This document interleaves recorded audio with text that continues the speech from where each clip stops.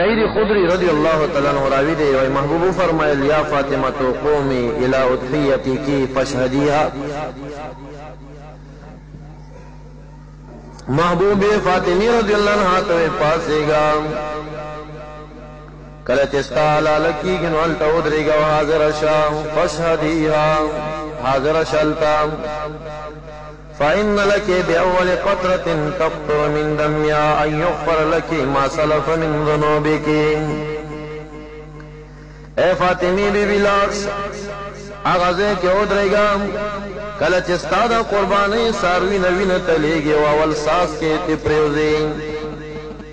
نچی آغا اول ساس سنگ پریوزی پا دغا ٹکی باندے دغا دم باندے تاچه مخ کې څومره ګناهونه دنیا کې کړي ټول درته معاف شي ټول درته ختم شي فاطمه بی بی ډېره خوشحاله شوه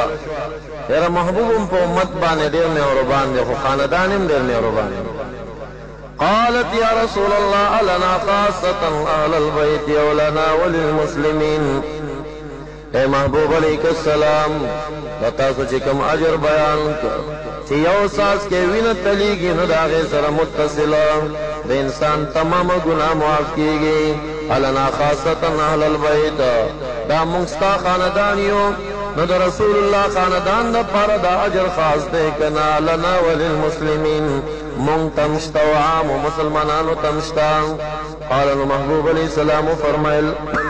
بل لنا وللمسلمین مونږ ته مشته او ټولو مسلمانانو ته هم دغه اجر میلاویږي ټولو ته دا اجر میلاویږي په دې اجر کې مونږ هم ځان سره خاص دا شان روایت بلکې راځي فاطمه بیبي ته محبوب وایي پاسېږه سروې د لالې ګل ته ودرېږه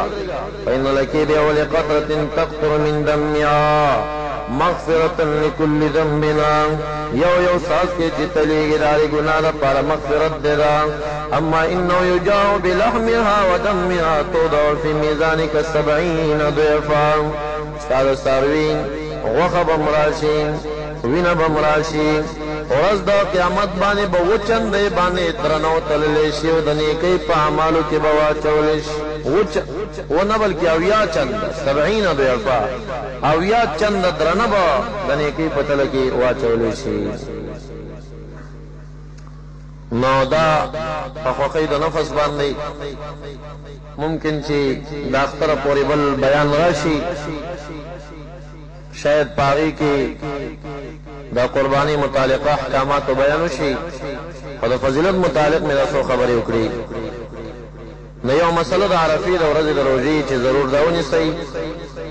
بل دغه شپې په عبادت باندې تېرې کوئ لا اقل جمع پکې مه قضا کوئ د ماخوستن وروسار